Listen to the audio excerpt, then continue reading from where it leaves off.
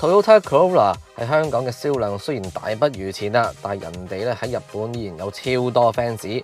佢本土版有房車 Axio 同埋旅行車 Fielder 都係好受歡迎嘅。而今日就勁啦，因為我哋咧就會同大家試駕小改款版嘅 Fielder， 呢部車真係正到喊出嚟啊！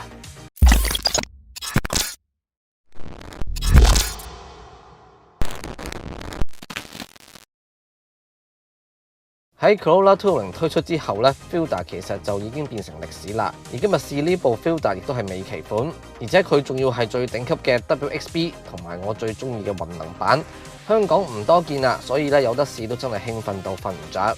頭先都講咗啦，呢一部係混能版，佢用 1.5 直4軌，配電摩打，正引擎馬力有74匹，電摩打有61匹，綜合馬力有101匹。另外一個重點就係在於部車嘅寬度啦。Fielder 嘅車寬唔超過1700mm， 只係有1695mm 啫。其實咁樣做咧係為咗適應日本嘅道路環境。嗱，呢個籠咧，我可以話佢咧，佢係呢個成熟穩重爸爸風嚇。咁Corolla 嘅內籠咧，咁一定唔 fancy 嘅啦，一定係行穩重嘅路線㗎啦。咁但係咧我又覺得咧呢個內籠咧成個設計咧係確實咧，我又覺得冇乜太大問題。即係有陣時咧有啲籠好老土啊嘛，穩重得嚟就好老土啊嘛。咁我覺得佢穩重得嚟咧又唔算話真係太過老土嘅，我自己接受到嘅。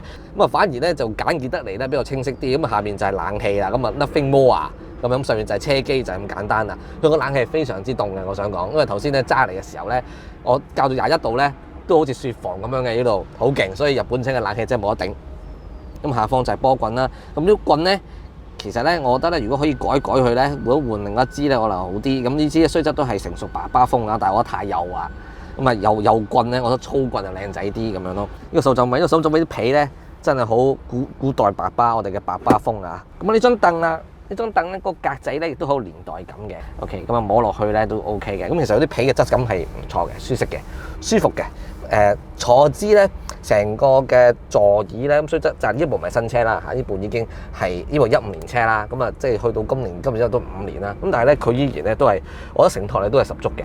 咁嗱，當然日本版咧係唔會有天窗噶啦嚇，唔需要諗係唔會有天窗嘅。但係我覺得冇天窗都冇乜所謂嘅，因為天窗都會加重咗個車身啦咁樣啊。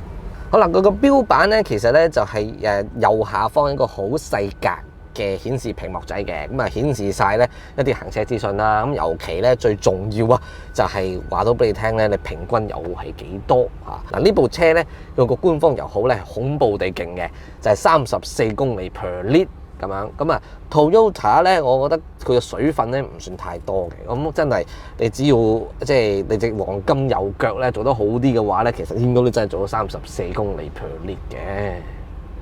嗱，呢部車嘅後座咧咩都唔使講啦，你睇呢度平地台啊，係咪黐咗線啊？空間唔使講啦，一定係足夠啦。咁你玻璃好大塊啦，呢塊玻璃未換嘅，但係我中意黑玻璃啊，所以咧即係香港嘅法例真係會令到人哋好沮喪嘅。其實我覺得。好，呢個係冇杯架嘅，係個手袖得個手袖位嘅啫。咁但係杯架咧就喺翻車門飾板下方。OK， 要留意啦。亦都冇冷氣出風位嘅，亦都要留意啦。就係呢兩個點嘅啫。嗱，旅行車其中一個賣點咧就係佢個尾箱咧係好大啦嚇。我成日都話啦，咁呢啲尾箱咧就有個形容詞就係好似成個嘅維多利亞海港咁樣啦，咁既深且闊啦，咁你擺乜嘢都冇問題㗎啦，而且佢個平整嘅成件事，咁所以咧你提出行李嘅時候咧就唔需要咁辛苦啦，咁所以就一家人用咧係非常之咁適合嘅。咁如果你想將後排座椅瞓低，好簡單嘅啫，因為佢兩邊係有個拉掣嘅，咁佢自己就會瞓低㗎啦，其實就。跟住之後咧，咁佢就有一個4公斤重負重嘅勾扣仔，兩邊都有嘅，所以咧你個實用性咧個靈活度咧都 OK 喺度嘅，就係咁啦。我揸咗，我都試過好多車啦，大家都睇咗我拍即係試車好多次啦，我都好少可會有咁樣嘅評價喺部車上邊㗎嘛，係咪先？咁有陣時候即係就算係好揸啊，我都唔會話即係唔捨得落車啊。呢部車你真係唔捨得落車嘅。Toyota 做呢個旅行車咧，嗰種嘅功力啊係幾咁深厚啊。其實我好想講就係咁啦。嗱，呢部車就係混能啦，1.5 計啦，其實就咁我覺得成個馬力好充沛嘅。所以令到部車咧其實咧亦都係好輕盈嘅。咁所以你係好加速咧，好爽快嘅，好快提土速啦咁樣。咁所以你唔會有立字啦嗰種感覺嘅。咁另一方面咧就係佢個操控啦。你同部車嘅溝通好嘅地方就在於佢個操控真係做得好舒適。你呢堂軚咧同個車頭非常之配合嘅，你想去到邊轉到邊就去到邊㗎啦。呢種嘅轉向嘅表現咧，真係非常之令到車主得心應手。無論你係新手或者老手，你第一次坐上呢部車咧，你都唔會覺得陌生嘅。我頭先啱啱坐上呢部車，我喺一個好窄嘅位去掉頭出去，我都已經好容易可以做到啦。你可以想像到佢呢個成部車溝通同埋佢個視野做得幾好啊。咁啊，佢嘅車身寧靜度咧，我覺得係好 OK 嘅。OK， 咁啊，其實佢算係抑壓得唔錯啦。可能大家而家喺咪上面都會聽到一啲路噪聲翻嚟咯。咁但係可能你換條胎，咁可能你就已經可以解決到呢個問題啦。咁樣。咁佢個懸掛亦都做得好好嘅，佢個懸掛咧就佢軟硬調校得適宜嘅，咁佢唔會太過死硬，但係佢有足夠嘅支撐度俾你嚇。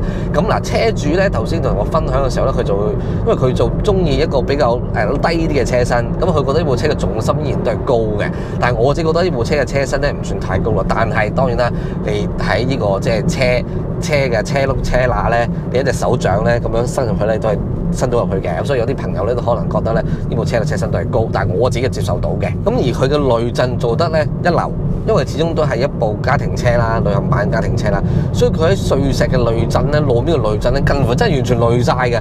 即係我喺昂船洲大橋呢度好多沙碎石嘅路面噶嘛，係完全 feel 唔到嘅。你係好順滑、好平滑嘅，你甚至你完全係 feel 唔到噶啦。所以咧呢個嗱，對於即係想感受到好豐富路況嘅駕駛者嚟講咧，其實你會失望嘅，因為你係完全 feel 唔到嘢嘅。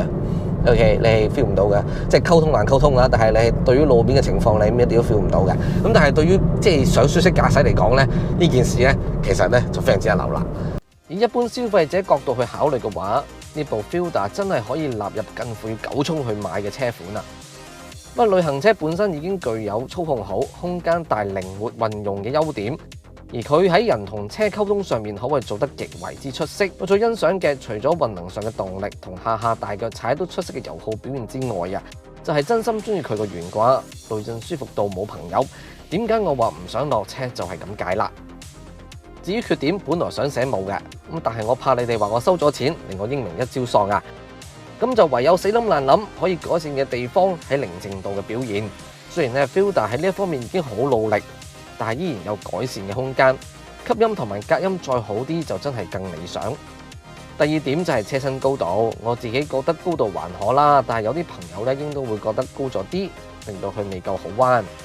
最後 Fielder 的而且確係一部好車，如果有機會嘅話，真係好想試埋 Touring。嗱，唔知道大家對於呢一部車有啲乜嘢睇法啦？不妨留言一齊討論下。喺臨走之前，記得支持三部曲。訂閱頻道，撳 like share 睇廣告，我哋下一條片再見。